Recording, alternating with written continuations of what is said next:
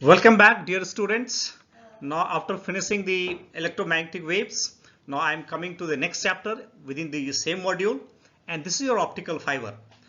So, in this particular lecture, I am going to deal with the following topics. First is a structure of optical fiber, then the concept of the total internal reflection, expression for the acceptance angle, then after that concept of numerical aperture, and then numerical aperture in terms of the fractional refractive index change that also will look into, right? So let's start one by one.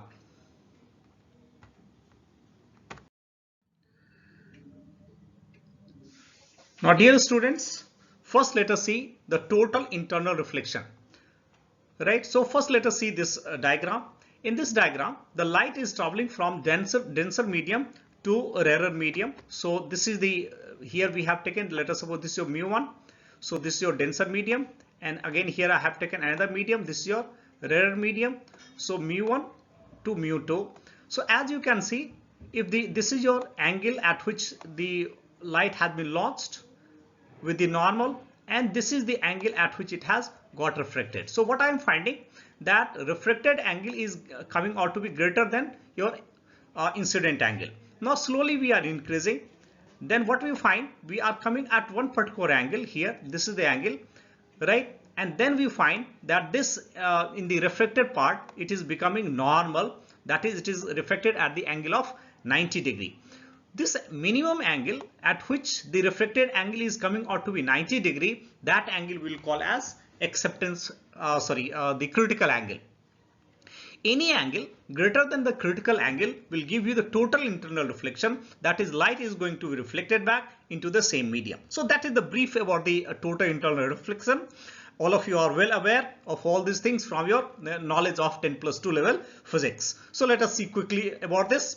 So this is what I am writing. When light is incident upon a medium of the lesser index of refraction, the ray is bent away from the normal so that the exit angle is greater than that of the incident angle. Such reflection is commonly called as internal reflection, right?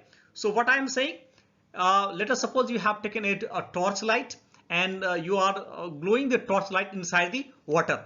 Then what happens? The light will be bending towards the normal, but you do other way. You put your light signal from the water to the air. The light will be going away from the normal. So here we are doing the second case. That is, we are taking the light signal from water to air. So it is traveling from the denser medium to rarer medium, and the light is going away from the normal. So that is called the simple internal reflection. Now I have already told you about the critical angle. So if the reflected angle is coming out to 90 degree, so the angle of the incidence at which it is giving you 90 degree refraction is called your critical angle. So same thing is written over here. You can go through this. Then we have the total internal reflection. So as if it is going to exceed, this angle is going to exceed from the critical angle. So any angle more than the critical angle, it is going to give you the total internal reflection. So all of you are well aware of all these things. So now what is happening in case of the critical total internal reflection, that you can see over here in this animation. So the light is coming over here. So now if this light is falling at any angle greater than acceptance angle, then it is getting totally internal reflected. Again, if it is falling at an angle greater than critical angle, then again it will have the total internal reflection like this. So by the total internal reflection, it is traveling through the core of the optical fiber. So detail of this will be looking into, just for your expectations. Here I have shown you one of the animation, so that you will understand why we have taken the concept of the total internal reflection. All right, so let us proceed further. Now we are going to first deal with the structure of the optical fiber. Optical fiber will have, as you can count, 1, 2, 3, 4 and 5 parts. So innermost part is called your core. This is your innermost part. This is your core, and this core is normally of the high grade plastic or the glass or the silica, and its width is in terms of the micron, and through this we are going to launch the light wave. So core is the medium, as a physical medium through which you are going to launch the signal into it. Then we have the cladding. So purpose of the cladding is to support the total internal reflection, that will see After this, so naturally the diameter of the cladding will be slightly more than that of the core. So difference is not much, it's just slightly more than that of the core. So here the diameter is more and the refractive index will be less than that of the core. Core will have the highest refractive index and then you will have that of the cladding. After that, we are coming to a coating. Over this cladding, a small layer, very thin layer of coating is being done to protect this fiber.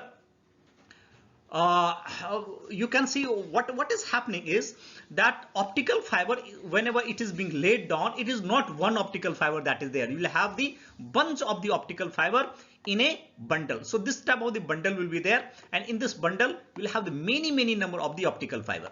Now let us suppose one of the optical fiber get damaged, so light can leak from this and this can go to the other optical fiber as well. So what we are going to do, that on all of them we are going to put a small layer, right, layer of the material, so that the leak light should not pass out from this. So there is no leakage of the signal from the wire. For this we are putting a small value of the coating over the cladding. Now after that we are putting a strengthening fiber, that is we are again putting another layer on that, which is going to strengthen your fiber, right? Because if you are going to lay down your fiber, then sometimes you may have to bend the optical fiber, right? Sometime it is passing through the mud, so different type of the environment also it is passing, right? You can have the different type of the stress on the fiber. So to protect all those things, we are putting a layer on this, that is called the strengthening of the fibers. And over that, on the top of that, we have a jacket, that is called the cable jacket, or this is also called the sheath. This cable jacket is also called as a sheath, and the primary job of the sheath is protect the fiber against the weathering, that is the weather conditions. For example, let us suppose we have to lay down the fiber inside the ocean. So in the ocean, you have the different fishes. One of the popular fish is shark. Now shark is hugely attracted towards the electrical signal. So naturally here the electrical signal is passing through this optical fiber, and then the shark can get attracted towards this, and in turn the shark can damage this. So this shark, while it is being laid down through the oceans, so shark should not know that any electrical signal is passing through the optical fiber. So to protect that is the signal should not pass through this, we are putting a protective layer, that we can say a jacket. Now similarly, if you are going to put the optical fiber, let us suppose near the railway track, so here huge amount of the electricity is passing, and as you know, passing electricity is going to produce you the magnetic field, and naturally here we require to lay down the optical fiber, the sheath of which should be able to protect against that huge magnetic field which is getting generated because of the electrical signal. So to protect this, we are putting another jacket, right? So it is just, as I told you, it is just a weathering conditions. All right, so this is what I have written all through these slides. So I'm reading it fastly so that we can go ahead. All right, so first I said the innermost layer is the core. So what is the things that I have written? This is the physical medium that transports optical signal from an unattached light source to the receiving device. That is, from this you are going to launch the signal. From this you are going to launch the signal, and it is going to pass through this, and it is going to the receiving device. The core is a single continuous stand of high purity glass or the plastic whose diameter is measured in microns. So as I have told you, it should be one piece. It should be in one piece. That is the meaning of it's a continuous high purity, and the single strand wire should be there. All right, and naturally it is going to be very thin. Larger the core, the more light can pass through that cables. So naturally if the core diameter is large, so more amount of the light is able to pass through this, and naturally if the more amount of the light is passing through this, you can transfer the higher amount of the data. This I will discuss in detail how the light is carrying the data. So all those things we'll be seeing maybe in the next class in detail, that we'll be looking into. All right, so this is your core. Then next we are coming to the cladding. So as I have told you, to support the propagation of the waveguides, that is the light waveguide, we are putting a cladding. Naturally, the refractive index of this must be less than that of the core, so that the total internal reflection should take place. So what I have written here, this is a thin layer that is extruded over the core and serves as the boundary that contains light waves, enabling data to travel through the length of the fiber. So it is enabling for the light to travel through the fiber, which is not, and light is carrying all your data. That we'll see in detail in the coming lectures. Next that we are taking is your coating. So this is the plastic coating over the cladding. On the cladding we are putting a coat to reinforce the core. So from this the core is getting reinforced. It help absorb the shocks and provide the extra protection against the excessive cable bands. So if the cable is going to be bended, right, it does not have any effect on the optical waveguides. So as I told you, in case of the optical waveguide, we have only the core and cladding. Cladding will have the lower refractive index, core will have the higher refractive index, and from the core and cladding, the light is being supported only through this. All the other layers that we are putting, it is only the protective gears. Alright, next we are coming to the strengthening fibers. These components help protect the core against the crushing force. So sometimes you may require, or the fiber may suffer a huge amount of the force, and that is called the crushing force, and excessive tension during the installation, right? That you can imagine with the optical fiber whenever you visit any site, and you can see how the optical fiber is being laid down. Sometimes light absorbing dark glass, this is what I am telling, light absorbing dark glass is added between the fibers to prevent the light that leak from one of the fiber and enter to the another one. So if the one fiber is getting damaged, so that light should not go to the other fibers, otherwise your total signal is getting disturbed, and the light fiber is containing the light inside the fiber is containing the entire data, so you may have the loss of the data. So that loss is called the crosstalk. So here you will have the crosstalk between the fibers, and because of the crosstalk of the fibers, your data can be lost. So that is called the strengthening of the fiber. Finally, we are coming to the cable jacket. So this is the outermost layer. This is also called the sheathing. As I have already explained you, its purpose is to protect the cable from the environment. This is very important. It is just to protect against the environment hazards such as construction work. So at a certain site you have the construction work, there also you have the optical fiber. It should be protected against that. Fishing gears, right? You have the fishing gears, and even sharks, which are often attracted to the electrical fields created by the signals conductors to repeaters. So the light goes from the conductors to the repeaters. That again we'll see what is the repeaters. Later on we'll see. So if the light is passing from the conductors to the repeaters, so there is a certain leakage of the electrical field, and through that the shark can be attracted, and the shark can damage your entire cable. Alright, so this is the structure of the fiber. Now we are coming to see how does the propagation takes place inside the fiber, and that is called your acceptance angle. Before I am going to understand the acceptance angle, first let us see why we are using the optical fiber. Why optical fiber? Now earlier days the telephone line was coming in your home through the coaxial copper cables. Now the coaxial copper cables have been completely replaced with the optical fiber. Why so? In case of the coaxial copper wire, we are using the microwave, which have got the limited number of the bandwidth, right? Limited amount of the bandwidth it has.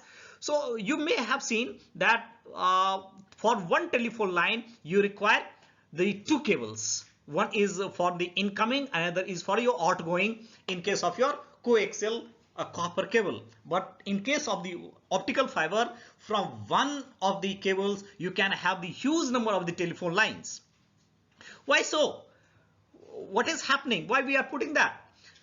So who is the carriers of your signal? Let us suppose you are talking from your phone and your sound is going from one end to another end, or your video is going from one end to the another end.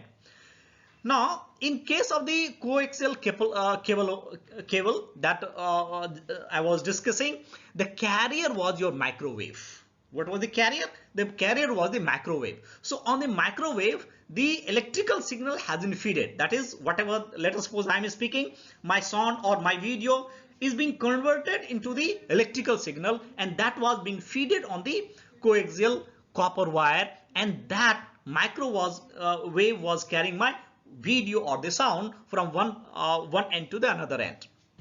But the microwave has got a very limited bandwidth. So what you can do, from one copper, you can take only the limited number of the data from one end to the another end.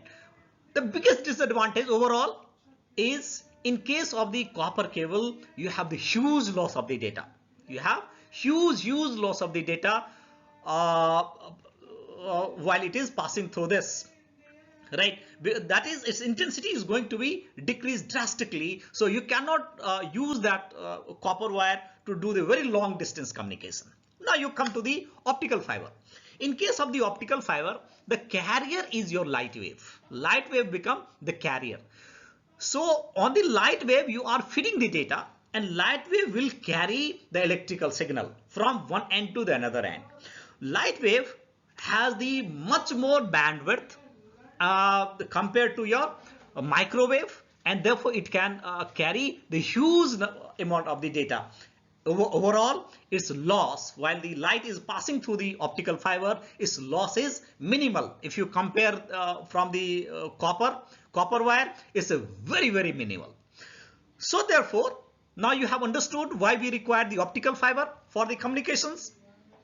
So therefore, what we require, the light, which is the carrier of the electrical signal or any signal that we are feeding on this, must pass from one end to another end. Then only your signal that we have fed on this is going to be transported. All right. But then here what we have to do is, here we have to launch the light into the optical fiber at one particular angle. Then only it is going to pass by the total internal reflection from one end to the another end, right? So what we require to do, we have to launch the signal in the optical fiber, right, with the axis of the diameter of the core, so that total internal reflection should take place within the fiber, and then your signal is going to be carried away. Now you see this animation. Now in this animation, now you see what is happening. Now let this start again. Now you see it is passing straight way. Now this person has started bending this, and now further it has, now you see it has started giving the reflection. Now it is reflecting. Now it is reflecting and passing like this, right? So it is not passing like this at all the angle. It is passing only at one particular angle, at this angle. It is passing at this angle. It is going to give you the total internal reflection, right? At other angle, it is not giving you the total internal reflection. This is what I wanted to show you with this animation. So what we can say, this is one particular angle at which if I am going to launch the signal into the optical fiber, then will have the wave is going to pass from one end to another end, and this angle at which you are going to launch the signal into the optical fiber is called angle of acceptance or acceptance angle. And we have to find out the derivation for this. So what should be the value of the angle theta, right, or theta naught, whatever you call, so that the signal is going to pass from one end to another end. Let us see this. So what is the acceptance angle? Acceptance angle is the maximum angle submitted by the ray with the axis of the fiber. So as I have already explained you, so that light can be accepted and guided along the fiber. It should be accepted and guided along the fiber so that it should go at the other end. So now let us try to understand this with a block diagram. Okay, let us suppose this is the block diagram I have taken. In this diagram, what I am going to take is, this angle is this axis, sorry, is your axis of the fiber in the core. This is the axis of this is also called fiber axis, right? I don't understand, or I don't know whether you really understand what is the optic axis. Maybe sometime I will explain you. So it is just like your optic axis. It is just like your optic axis. Now what I am going to do here, I have to launch at one particular angle so that it should fall here at the acceptance angle, and it should give you the total internal reflection in the fiber. So this angle at which you are going to, maximum angle at which you are going to launch the signal so that it is going to give you the total internal reflection within this fiber is called acceptance angle. So what is our task? What is the angle of this theta I in this? This is what we have to find out. All right. So now what we have done, let us suppose the refractive, this is the refractive index. Let us suppose the refractive index of this I have taken as N1. This is your core and this is your cladding. Over the top of this is your cladding. Let us suppose refractive index I have taken as N2.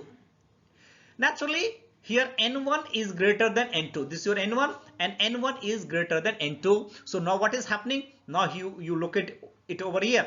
The light is passing. Now here this is your air medium. This is your air medium, right?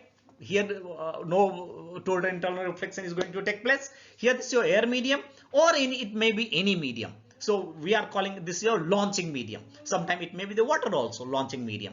So let us don't say right now this angle is your, or this medium is your air medium.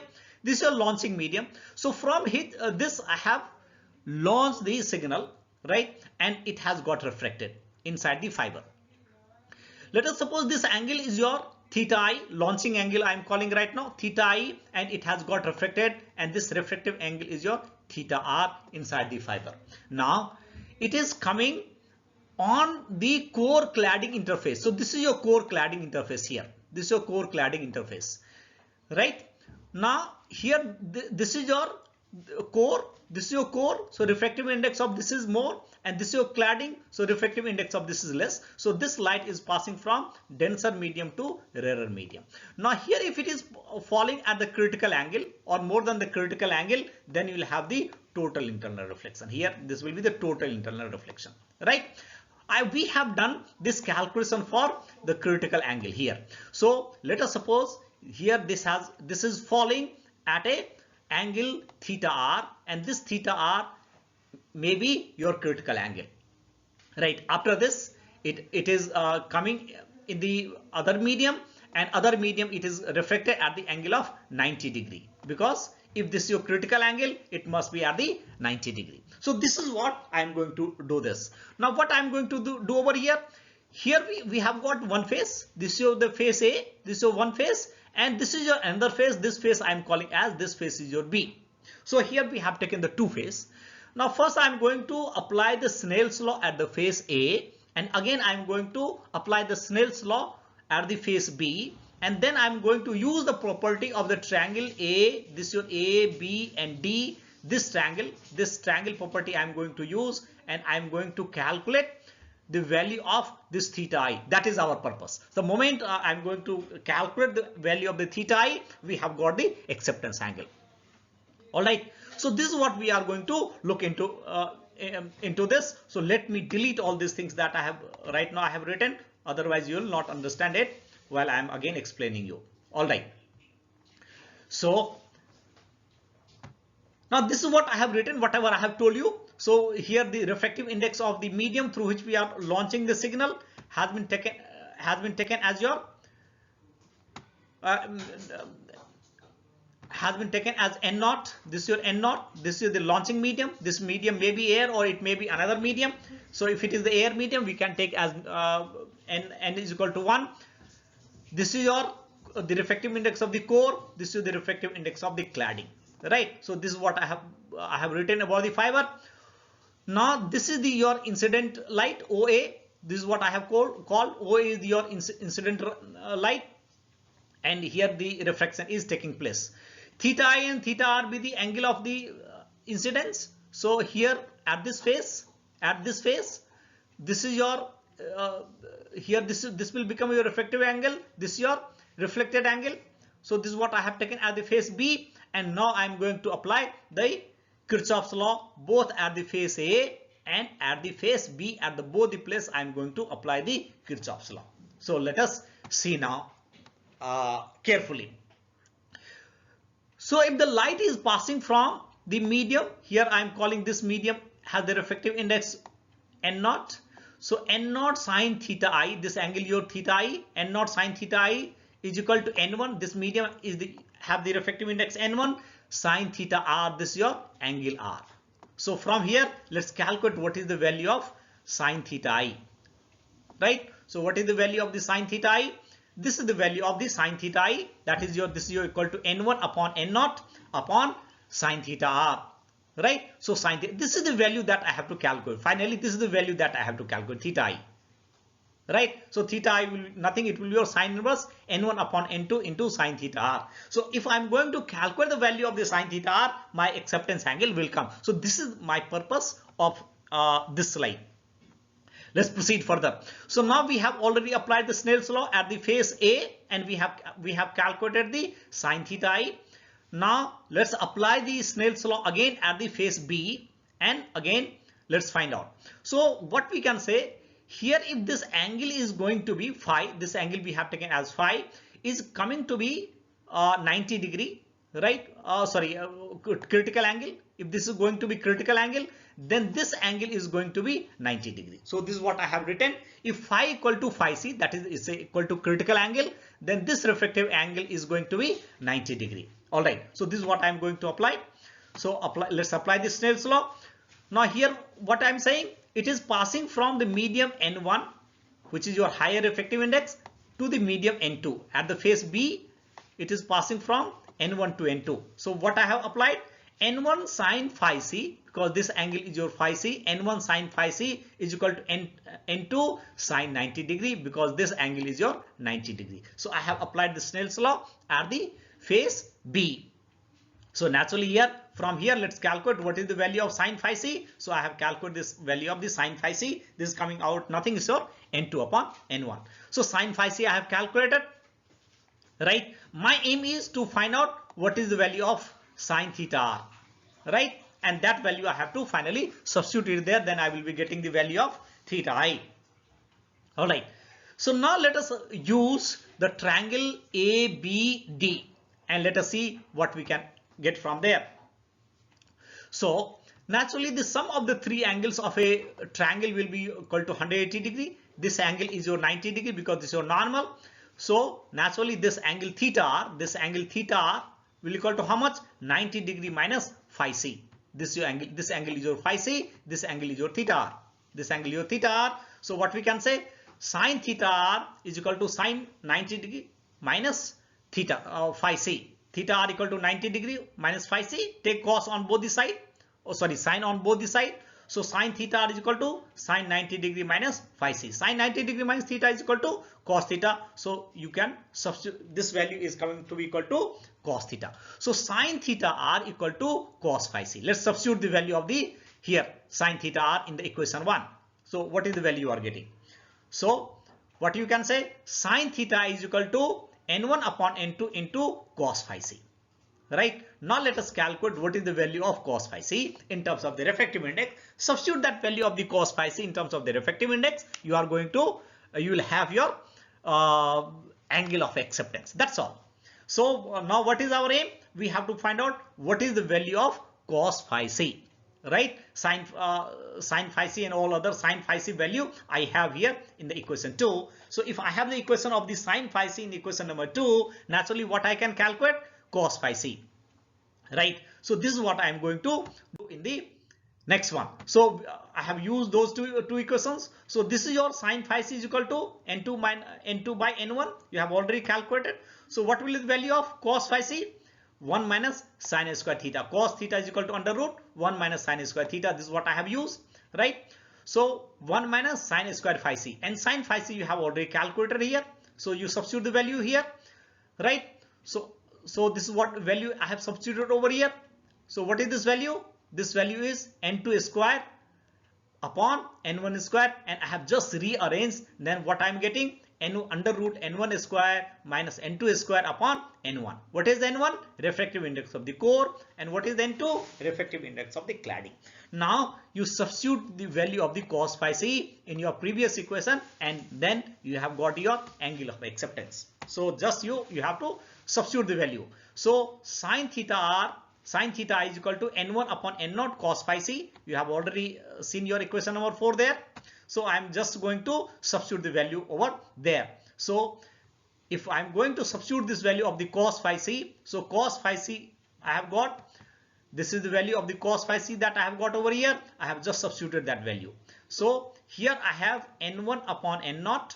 So n1 upon n0, and here n1 square minus n2 square under root upon n1. So naturally this n1 and n1 will get cancelled. This n1 and this n1 will get cancelled. So it has come out. So what I'm saying, this value has come under root n1 square minus n2 square upon n0. This is the value of your sin theta I. So theta I will equal to how much? Sin inverse n1 square minus n2 square upon n0.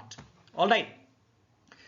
Now if I'm saying the theta I is your launching angle, so naturally this theta I will be equal to your acceptance angle.